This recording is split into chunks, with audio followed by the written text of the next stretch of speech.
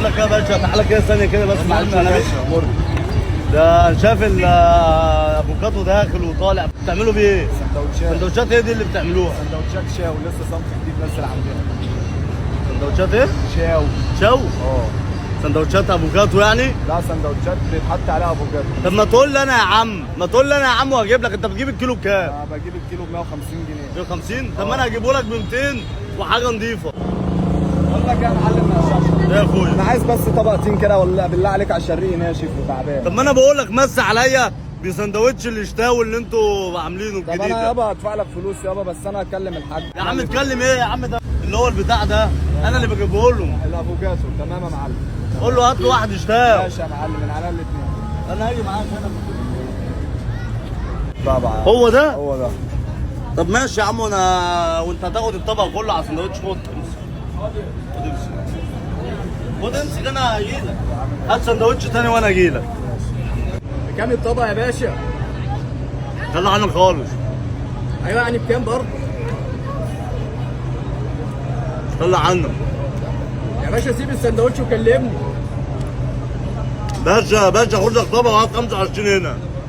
ما تبقوا الزمان بتقرب بقى. ما انا باكل لقمه. ايه يا عم التعامل ده؟ مش شاري منك حاجه. يا عم خلاص يا عم غرفه ده.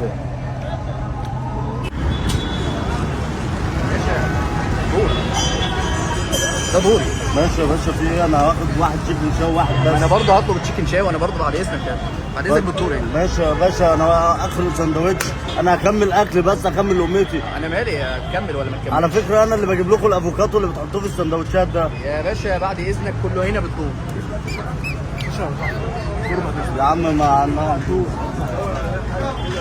بقى ينفع كده واقف في الطابور بقول له عاوز واحد تشيكن شاو اكمل لقمتي عشان سايب عربيه التين لوحدها يقول له اقف في الطابور؟ ايوه يا معلم تقف في الطابور يا معلم. ماشي يابا اقف في الطابور. فاكر 36 تيكت شاي يا عبد.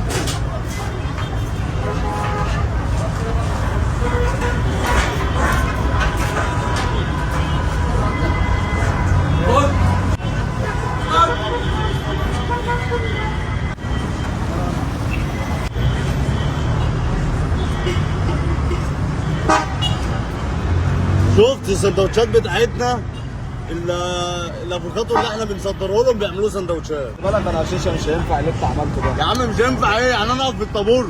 انت كده عملت لي مشكله في المطعم. يا عم هو انا خدتهم منك انت؟ انا خدتهم من الراجل اللي هناك. انا طبعا الحاج محمد واللي بديكوا الافوكاتو اللي انتوا بتحطوه في السندوتش. والراجل اللي دفع فلوس الاكل يا ده عم طيب. خد لك طبق.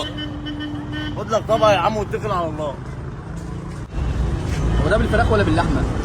بالفراخ بس. فراخ وعليه افوكاتو من اللي عندنا وبعد منه بياكلوا طين. الطين اللي عندي بيحلوا طين. انا اللي منبع بتوع نص دست دول. هو ده. لا انا شفت تقريبا حاجه كده على الفيس ليه. هو ده. بتاع مش عارف اسمه تشيكن حاجه كده. التشيكن شاو بالافوكاتو بتاع نقشاشه بتاع المعلم نقشاشه. لو سمحت انا مستعجله هتمشيني ولا لا؟ طب يا نسا انا بقول لك نص ساعه بس. نص ساعه يا نسا. يعني هتبيعي ولا ايه؟ ماشي يا نسا.